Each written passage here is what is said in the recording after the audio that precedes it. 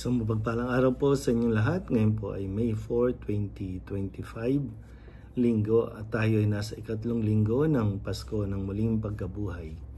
Ating pong unang pagbasa at pagninilay sa araw na ito ay hinango mula sa mga gawa ng mga apostol, chapter 5, verses 27 to 32 and verses 40 to 41. Noong mga araw na iyon, ang mga apostol ay siniyasat ng pinakapunong saserdote.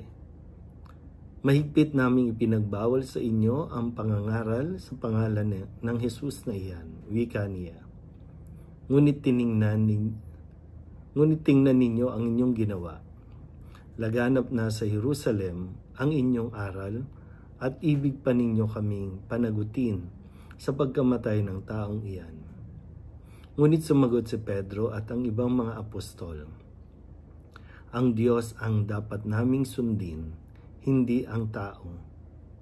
Ang Diyos ng ating mga ninuno ang muling bumuhay kay Jesus na pinatay ninyo ng inyong ipabitay sa krus.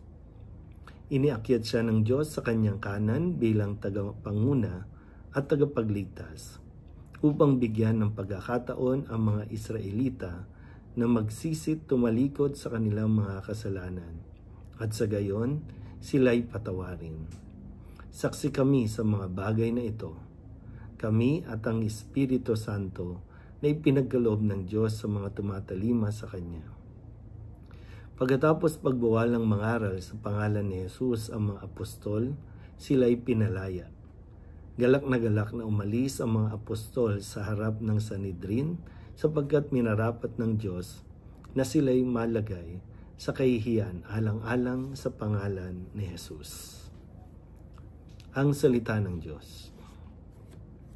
Muli po, isang mapagpalang araw sa inyo pong lahat. So, tayo po ay nasa ikatlong linggo ng pagdiriwang natin ng Pasko ng Pagkabuhay. At sa araw na ito, sa Ebanghelyong ating maririnig ay ang pagpapahayag ng pag-ibig ni Pedro sa ating Panginoon. Kasama na rin siyempre ang ibang mga alagad. So, kumbaga, sa eksena po na inyong maririnig ay tatanungin ni Jesus sina Pedro kung siya ba ay iniibig nila. At sumagot na sila na, opo, Panginoon, iniibig namin kayo. Kalakip nun ay ang misyon at responsibilidad na nakaatang dahil sa kanilang pagpapahayag ng kanilang pagmamahal kay Kristo. At dito sa ating unang pagbasa ay patuloy na nilang isinasabuhay ang pagmamahal na ito. Kumbaga, sasabi nga, sa isang taong nagmamahal, hahamakin ng lahat, masunod ka lamang.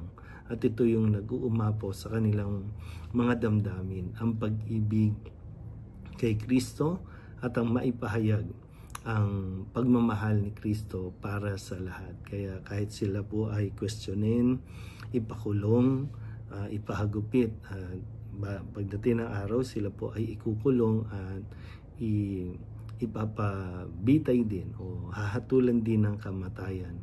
Pero hindi na ito nagbigay ng takot sa kanila, kundi ang nagpapaalab sa kanila lalo ay ang pag-ibig ng Panginoon sa kanila at ang kanilang pagmamahal din sa ating Panginoong Jesucristo. Kaya nawa, patuloy natin na suriin din ang ating mga sarili na tayo ng mga nagsasabing mahal natin ang Diyos. Pero hanggang saan nga ba natin kayang ipakita? Hanggang saan nga ba natin kayang panindigan ang pagmamahal natin sa Diyos? Muli po, isang mapagpalang araw sa inyo pong lahat.